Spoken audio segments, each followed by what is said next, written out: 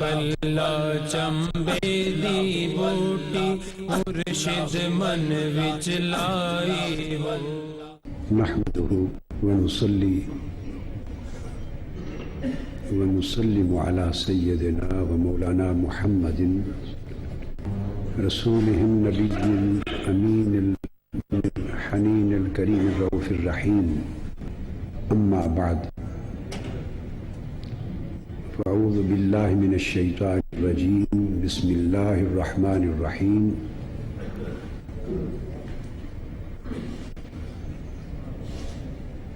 ليس على الذين آمنوا وعملوا الصالحات جناح فيما طعموا إذا ما اتقوا وآمنوا وعملوا الصالحات ثم اتقوا وآمنوا ثم اتقوا وأحسنوا والله يحب المحسنين صدق الله مولانا العظيم.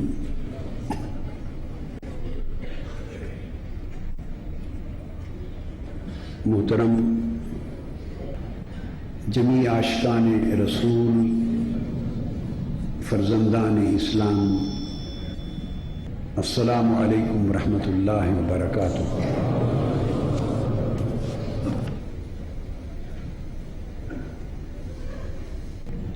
اللہ رب العزت کا شکر ہے جس کی توفیق سے ہم آج جامع مسجد گنگول شریف میں سلطان الذاکرین زینت الفقراء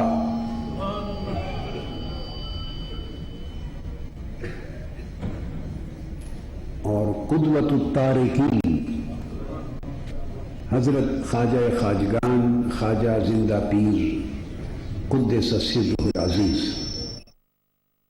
اس عرس مبارک کی اس مناسبت سے اور حضرت خواجہ زندہ پیر رحمۃ اللہ تعالی علیہ کے عمر بھر کے عمل اور شعار زندگی کے پیش نظر میں نے چاہا کہ آج کی گفتگو کا موضوع تصوف اور ولایت کو بنایا جائے. آج کی گفتگو ہوگی تصوف اور ولایت کیا ہے، یا بالفاظ دیگر صوفیاء اور اولیاء کون ہیں. صوفیاء کون ہیں، اولیاء کون ہوتے ہیں، اور قرآن و حدیث کی روشنی میں ان کا مقام و مرتبہ کیا ہے. مگر اس موضوع کو ہم ایک مقدمہ کی طرح زیر غور اور زیر مطالعہ لائیں گے. جیسے ایک مقدمہ پیش کیا جاتا ہے، دعویٰ اور جواب دعویٰ کی شکل ہوتی ہے. یہ ایک ایسا موضوع ہے جو ہر دو طرف سے مظالم کا شکار ہے. تصوف پر اور صوفیاء کے تصور پر اور سلوک و طریقت کے تصور پر ہر دو طرف سے حملے ہیں اور ظلم ہے اور بے پناہ ستم ہے، جس کی وجہ سے اس کا اصل چہرہ اس دور میں آ کر گرد آلود ہو گیا ہے، اور اس کے تصور پر طرح طرح کے اعتراضات اور اتہامات کے تیر لگے ہیں کہ چھلنی ہو گیا ہے. اور جو لوگ اس کے منکرین ہیں تصوف اور ولایت کے تصور کے، صوفیاء کے، تو ان غیروں کی طرف سے بھی بے پناہ زیادتی ہوئی ہے، تہمتیں عائد ہوئی ہیں، اور شکوک و شبہات کی وجہ سے، مغالطوں کی وجہ سے، بے علمی اور بے خبری کی وجہ سے بہت سے الزامات عائد کیے گئے ہیں غیروں کی طرف سے بھی. مگر جو کچھ پھر اپنوں نے کیا ہے، جو سلوک و تصوف کے قائلین ہیں، عاملین ہیں، اس کے متمسکین ہیں اور اس سے مستفیدین ہیں۔ جو کچھ انہوں نے کیا ہے وہ ظلم غیروں کے ظلم سے بھی بڑھ گیا ہے۔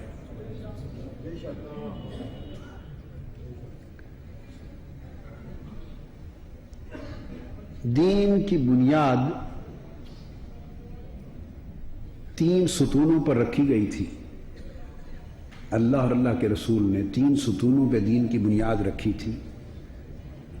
ایک ایمان، دوسرا ستون عمل، تیسرا ستون اخلاص۔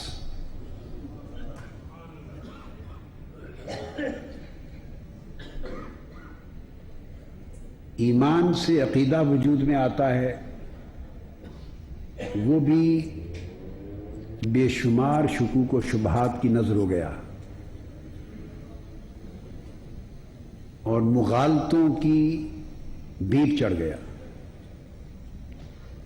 تو آج میں مختلف پہلوؤں کو سامنے رکھ کر یہ چاہوں گا کہ صوفیہ اور اولیاء کون ہیں اور تصوف و ولایت کیا ہے، اس پر اعتراض کیا ہوتے ہیں آج کے دور میں، خاص طور پر کیا علمی الزام لگائے جاتے ہیں، کس قسم کی علمی فکری تحقیقی تہمتیں عائد کی جاتی ہیں، کس طرح کے مغالطے پیدا کیے جاتے ہیں، یا یوں کہیے کہ کس طرح کے مغالطے ذہنوں میں پیدا ہو گئے ہیں،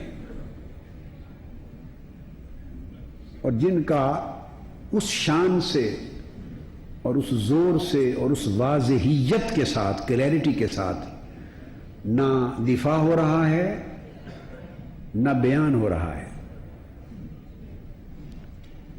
جس طرح ہونا چاہیے تھا۔ تو میں ان اعتراضات کا بھی ذکر کروں گا، اتہامات کا بھی ذکر کروں گا، اور ساتھ ساتھ ان کا جواب بھی دوں گا۔ میں یوں نہیں کہتا کہ ان کو رد کروں گا، میں کہتا ہوں کہ میں ان مغالطے والوں کو سمجھانے کی کوشش کروں گا۔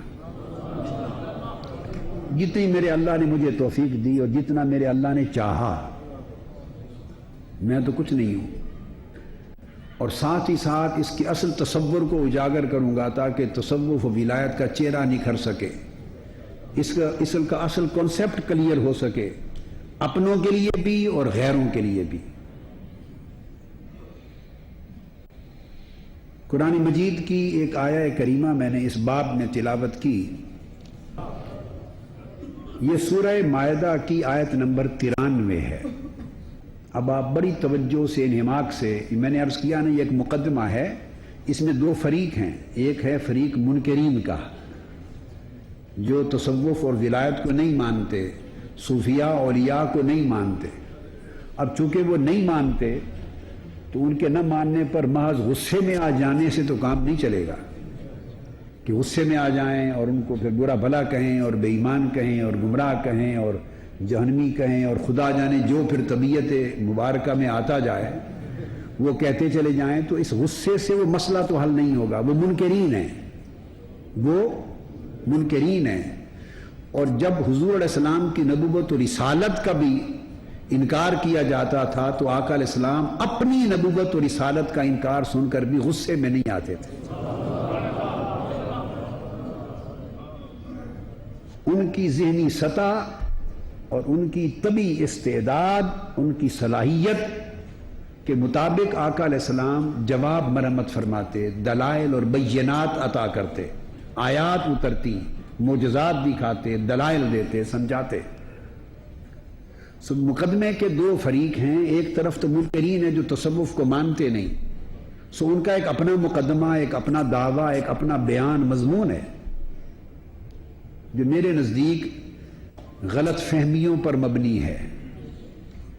چونکہ وہ تصوف اور سلوک کے طالب علم نہیں، تو جس مضمون کا کوئی طالب علم نہ ہو اس مضمون سے کما حق ہو وہ واقف نہیں ہوتا۔ غیر بن کر دور سے کسی مضمون کی حقیقت کو سمجھا نہیں جا سکتا۔ ایک آدمی اگر فزکس کا پروفیسر ہے اور وہ کیمسٹری کے کسی پہلو پر تنقید کرے، تان کرے، اور خیال یہ ہو کہ میں فزکس کا پروفیسر ہوں، تو وہ فزکس کا پروفیسر ہوگا، مگر کیمسٹری کے موضوع پر وہ اتھارٹی نہیں ہے۔ ایک آدمی کیمسٹری کے سبجیکٹ کا ماہر ہو، اس ایگزام میں میتھمیٹیکل کسی فارمولا کو رد کرے میتھمیٹکس کو، تو اس کی بات قبول نہیں کی جائے گی کہ وہ میتھمیٹکس کا آدمی نہیں ہے۔ اس کی نگاہ میتھمیٹکس پر اتنی نہیں جتنی ایک میتھمیٹیشین کی ہوگی۔ ایک آدمی ایک میتھمیٹکس کا پروفیسر ہے اور وہ میڈیکل سائنس کے کسی پہلو کا انکار کرے تو اس کی بات میں وہ وزن نہیں ہوگا۔ لاکھ کہے کہ میں نے پڑھا ہے، مگر بعض چیزیں اتنی پڑھی نہیں جا سکتی جتنی کہ اس میدان کا شہسوار پڑھتا ہے۔ اور پھر کچھ چیزیں ایسی ہوتی ہیں جو صرف پڑھنے سے نہیں آتی، گڑنے سے آتی ہیں۔ جب تک کچھ چیزیں پڑھی جاتی ہیں، کچھ چیزیں جب تک بیتی نہ ہو اس وقت تک نہیں آتی۔ کچھ چیزیں دیکھنے سے سمجھ میں آتی ہیں، کچھ سننے سے آتی ہیں، کچھ سونگھنے سے آتی ہیں، کچھ چکھنے سے آتی ہیں، کچھ چھونے سے آتی ہیں۔ ہر ایک کا ایک اپنا اپنا دائرہ ہے محسوس کرنے کا، اور عقل میں بھی ادراک کا معلوم کرنے کا اپنا اپنا دائرہ ہے۔ تو آنکھ دیکھ تو سکتی ہے مگر کوئی آواز آ رہی ہو تو اسے سن نہیں سکتی۔ کان آواز کو سن تو سکتے ہیں مگر خوشبو اور بدبو کو سونگھ نہیں سکتے۔ ناک سے بو کو سونگھا تو جا سکتا ہے مگر ذائقے کو چکھا نہیں جا سکتا۔ زبان ذائقے کو چکھ تو سکتی ہے مگر کیا نرم ہے کیا سخت ہے اس کو چھو نہیں سکتی۔ ہر چیز کا ایک اپنی اپنی لمیٹیشن ہے۔ سو منکرین کے انکار کا ایک سبب تو یہ ہے کہ تصوف و سلوک کے میدان کے لوگ نہیں تھے چکے، سو وہ اس کو سمجھنے کا حق ادا نہیں کر سکے، اور مغالطہ پیدا ہونا ایک لابدی امر تھا، منطقی امر تھا۔ اور لا علمی کی وجہ سے اور اپنی طبیعت کے اپنے رجحان کی وجہ سے پھر انہوں نے ایسے تصورات منسوب کر دیے، گھڑ لیے کہ جو تصوف میں نہ تھے، اور جو کچھ تصوف میں تھا وہ انہیں معلوم نہ ہو سکا۔ تو ایک طرف منکرین کا مقدمہ ہے، منکرین تصوف کا، دوسری طرف اس کے قائلین، عاملین اور متوسلین کا مقدمہ ہے، جو آپ لوگ بیٹھے ہیں سارے، اہل طرق اور اہل سلاسل، اہل سنت، اولیاء اور صوفیاء کے ماننے والے، ایک طرف ان کا مقدمہ اور کیس ہے۔ اور مشکل یہ ہو گئی ہے، اور کتنی عجیب شومی قسمت، کہ جو منکر ہے وہ تھوڑا یا زیادہ پھر بھی پڑھ کر رد کر رہا ہے۔ وہ پڑھتا ہے، محنت کرتا ہے، رد کرتا ہے، بے شک غلط رد کیوں نہ ہو، مگر جو اس کا قائل ہے، متوسل ہے، اس سے رات دن فائدہ اٹھانے والا اور اس پر عامل ہے، اس نے پڑھنا بھی چھوڑ دیا اور اس کو برتنا بھی چھوڑ دیا۔ اب نہ انہوں نے وہ کتابیں پڑھی جو بانیان علم تصوف تھے، جو مؤسسین تھے، جنہوں نے تصوف، سلوک، طریقت اور معرفت کی قواعد وضع کیے قرآن و سنت میں سے۔ یہ اسی طرح کا مضمون ہے جیسے فقہ کے قواعد بنانے والے کچھ لوگ تھے قرآن اور حدیث میں سے، اور اس طبقے کے سب سے بڑے امام، امام اعظم سیدنا ابو حنیفہ رضی اللہ تعالیٰ عنہ تھے، پھر امام مالک تھے، امام شافعی تھے، امام احمد بن حنبل تھے، اور پھر ان کے تلامذہ اور ان کے تلامذہ، ایک جماعت تھی۔ یہ وہ جماعت تھی جنہوں نے فقہ کے اور اصول فقہ کے قواعد اور ضوابط مقرر کیے، کلیات مقرر کیے، اصول اور فروع بنائے، دائرے مقرر ہو گئے کہ اب ان سے باہر آپ نہیں جا سکتے، یہ قواعد ہیں، یہ ضوابط ہیں، یہ اصول ہیں، غلط اور صحیح، درست اور سقیم میں امتیاز سکھا دیا۔ اسی طرح علم الحدیث کے اور مصطلحات حدیث کے اور اسماء الرجال کے اور جرح و تعدیل کے، ان علوم و فنون کے بانی مؤسسین تھے، ضوابط مقرر کیے انہوں نے۔ تو اگر کسی نے کسی علم و فن کو پڑھنا ہو تو وہ اس کے بانیان کو اور مؤسسین کو پڑھے گا، اور یہ تعین کرے گا کہ بعد میں اگلے زمانوں میں آنے والا کہاں تک اصل قواعد اور ضوابط کے مطابق چلا اور کہاں ان سے منحرف ہو گیا. جہاں منحرف ہوا وہ سمجھے، اسے سمجھنا چاہیے کہ بگاڑ ہو گیا ہے، اس کی اصلاح کرنی چاہیے. جہاں ان کے مطابق چلا وہ خیر پر رہا. اسی طرح تصوف اور سلوک و طریقت کے بھی قواعد بنانے والے، بنیادی ضوابط مقرر کرنے والے لوگ تھے، ائمہ تھے، جن کا ذکر آئے گا انشاءاللہ. لہذا ان کی کتب کو پڑھنا اور ان کے ذریعے تصوف کے مقدمے کو سمجھنا، تصوف کے کیس کو سمجھنا ضروری ہے.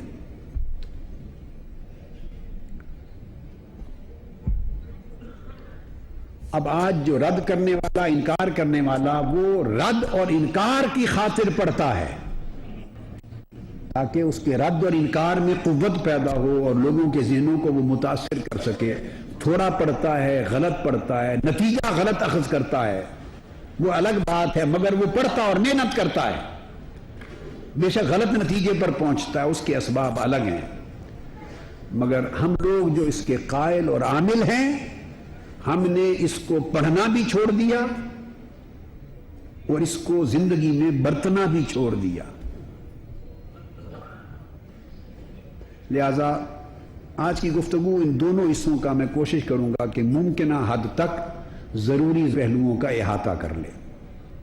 سورہ المائدہ کی آیت نمبر 93 ہے جس کو میں نے آج کی گفتگو کے لیے بنیاد بنایا. اب آپ بڑے غور سے دیکھیں، نوٹ کر لیں اور گھروں میں جا کے اس کا مطالعہ کریں ضرور. اس کا ترجمہ کھولیے. اگر تو آپ کے پاس عرفان القرآن ہے، میرا ترجمہ ہے قرآن جو، تو آسانی ہوگی، چونکہ میں نے ترجمے میں ضروری وضاحتوں کی خاطر جگہ جگہ بریکٹس دی ہیں.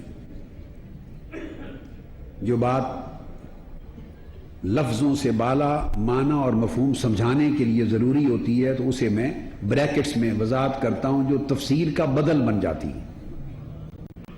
اور اگر عرفان القرآن نہیں ہے تو کوئی بھی ترجمہ ہے تو آپ کسی بھی مترجم سے کے ذریعے اس کے ترجمے کو پڑھیے اور غور کیجئے. ارشاد فرمایا گیا لیس علی الذین آمنوا وعملوا الصالحات جناح. بڑی توجہ سے اس پر غور کریں. ان لوگوں پر، اب یہ تو ان لوگوں کے لیے توجہ طلب ہے یہ آیت کریمہ جو اصلاً تصوف کے منکر ہیں اور تصوف کے وجود کو قرآن سے سنت سے اصلاً نہیں مانتے، اور درجہ بندی جو صوفیاء اور اولیاء بیان کرتے ہیں اس کے انکار کرتے ہیں، اس درجہ بندی کا، ان مراتب کا انکار کرتے ہیں. الف اللہ چمبے دی بوٹی مرشد من وچ لائی. ارشاد فرمایا ان لوگوں پر جو ایمان لائے اور نیک عمل کرتے رہے. الذین آمنوا وعملوا الصالحات، تو پہلی بار دو لفظ استعمال ہوئے، ایمان اور عمل صالح. ایمان لائے اور نیک عمل کرتے رہے. ان پر اس حرام میں کوئی گناہ نہیں، اس حرام کے اگر انہوں نے کھایا یا پیا یا کیا، اس حرام میں کوئی گناہ نہیں جو حکم حرمت اترنے سے پہلے وہ کھا پی چکے. جو چیز جب اللہ اس کے رسول نے حرام نہ کی تھی، کوئی چیز اصلاً حرام نہیں ہے، یاد رکھ لیں، کوئی بھی چیز اصلاً حرام نہیں ہے. ہر شے کی اصل اباحت ہے. حرام کوئی بھی چیز اس وقت ہوتی ہے جب اسے اللہ یا اللہ کا رسول حرام ڈکلیئر کر دیتا ہے. جب اللہ یا اللہ کا رسول اس کو حرام کہہ دے تو وہ چیز اسی لمحے حرام ہو جاتی، اس کی حلت جاتی رہتی ہے، حرمت آ جاتی. اور جس چیز کو اللہ اور اللہ کا رسول حرام نہ کہے وہ اپنی اصل اباحت پر، پرمیسیبلٹی پر رہتی ہے، وہ اپنی اصل پر حلال رہتی. آپ کی مرضی، آپ اسے اپنائیں، کھائیں یا نہ اپنائیں اور نہ کھائیں. آپ پر پابندی نہیں ہے مگر آپ اس کو حرام نہیں کہہ سکتے, وہ مباح اور حلال ہوتی. تو جب کسی چیز کے حرام ہونے کا حکم اترا اس لمحے وہ حرام ہوئی. اس سے پہلے وہی چیز اگر کھانے کی تھی تو لوگ کھاتے رہے, پینے کی تھی تو پیتے رہے, اگر کچھ کام تھا کرنے کا تو کرتے رہے. اس حرمت کے اترنے سے پہلے تو قرآن فرما رہا ہے جو لوگ اب ایمان لے آئے ہیں اور نیک اعمال اختیار کر لیے ہیں وہ فکر نہ کریں کہ اب جب حرمت کا حکم اتر آیا ہے کسی چیز کا تو پریشان نہ ہو کہ یہ تو اب حرام ہو گئی اور ہم تو پہلے کھایا پیا کرتے تھے. تو فرمایا جو حرام ہونے کا حکم اترنے سے قبل وہ کھا پی چکے اس کا انہیں کوئی گناہ نہیں ہے. یہ پہلا حکم آیا جس میں ایمان اور عمل صالح کا ذکر کیا کہ چونکہ اب تم ایمان لے آئے ہو اور عمل صالح نیک عمل کر رہے ہو تو پچھلا دور مٹا دیا گیا. ایمان اور عمل صالح کا پہلا درجہ.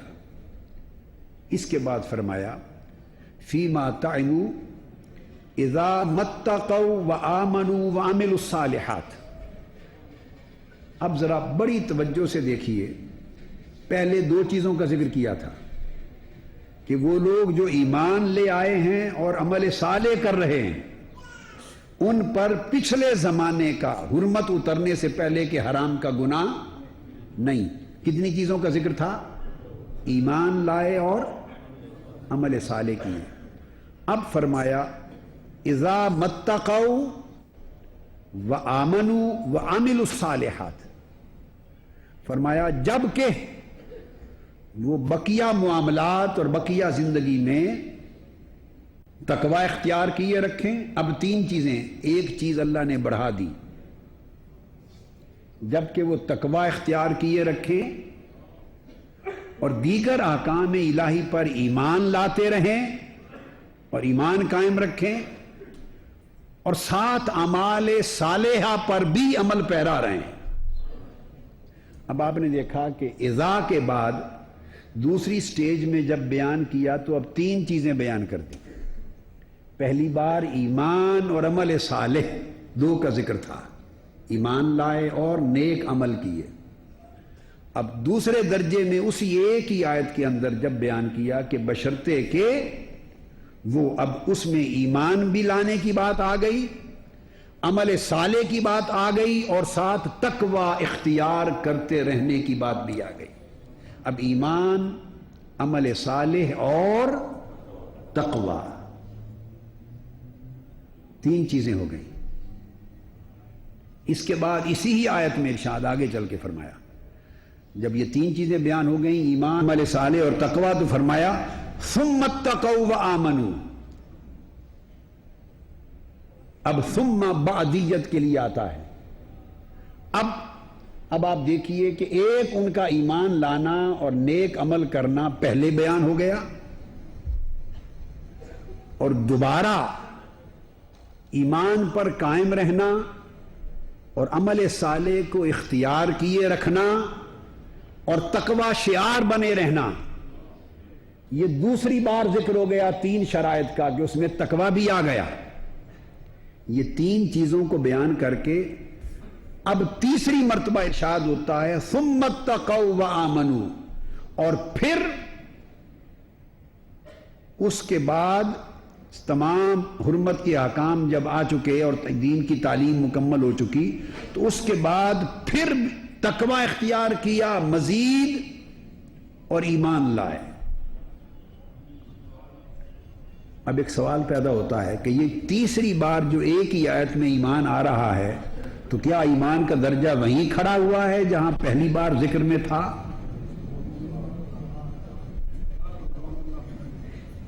ایک درجہ ایمان وہ ہے جو پہلی بار ذکر میں ہے, ایک درجہ ایمان وہ ہے کہ جن کے لیے بتایا کہ پچھلے دور کا کوئی گناہ نہیں, ایک وہ ایمان کا درجہ ہے اور اس کے ساتھ عمل صالح ملے ہوئے ہیں. پھر اس کے بعد ایک ایمان کا درجہ ہے دوسرا درجہ جس کے ساتھ مزید عمل صالح ملے اور مزید تقوی اور پرہیزگاری ملی.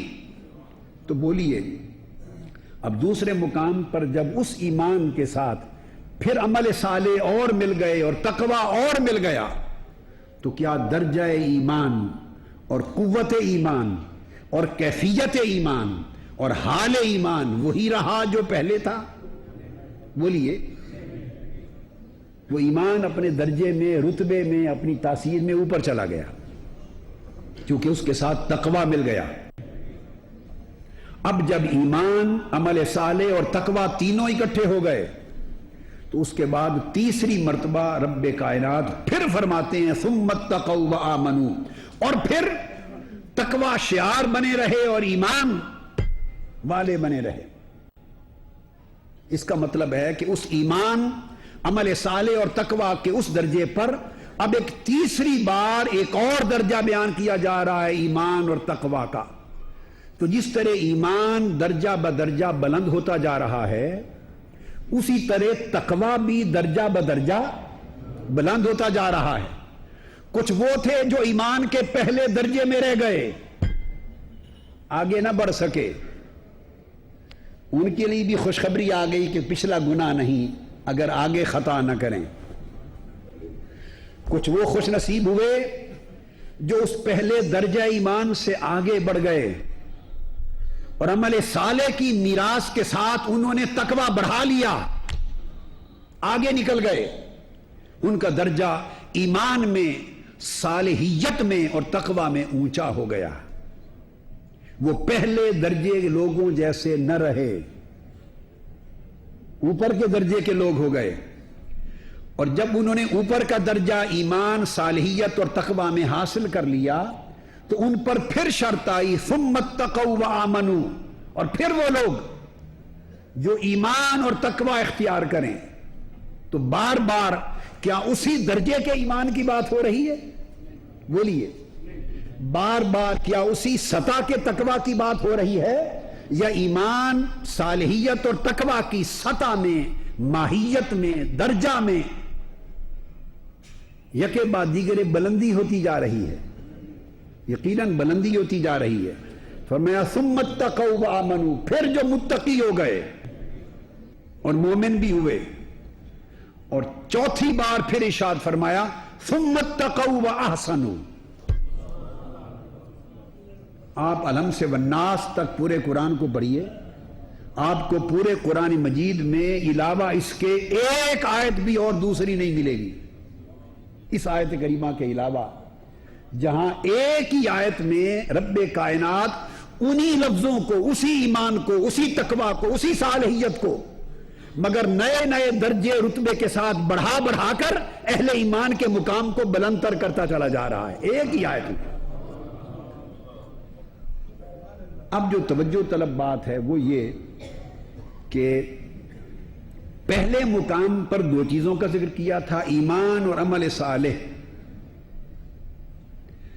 اذا کے بعد جب دوبارہ ذکر لائے تو ایمان اور عمل صالح کے ساتھ تقوی کا اضافہ کر دیا. اب بندہ مومن بھی تھا، صالح بھی تھا، ساتھ متقی بھی ہو گیا، پرہیزگار بھی ہو گیا. جب تیسرا درجہ آیا تو تیسرے درجے میں چونکہ اب اوپر چلے گئے تھے تو لوٹا کر پھر ایمان اور تقوی کا ذکر کیا. ایمان ہر بار ساتھ چلتا رہا، یہ بات بڑی اہم ہے، اور تقوی کا ذکر ساتھ ساتھ بڑھتا رہا. جب 3 بار ایمان اور تقوی کا ذکر عمل صالح کے ساتھ کر چکے تو چوتھی بار ثم اتقوا واحسنوا، اب ایمان کا ذکر نہیں کیا کہ ایمان اپنے درجے میں کمال پر پہنچ گیا. ایمان کا ایک اپنا دائرہ ارتقاء تھا، ترقی پانے کے اس کی اپنی سیڑھیاں تھیں، اپنے درجے تھے، اپنے رتبے تھے. وہ پہلی بار بھی آمنو میں آ گیا، پھر آمنو میں آ گیا، پھر آمنو میں آ گیا.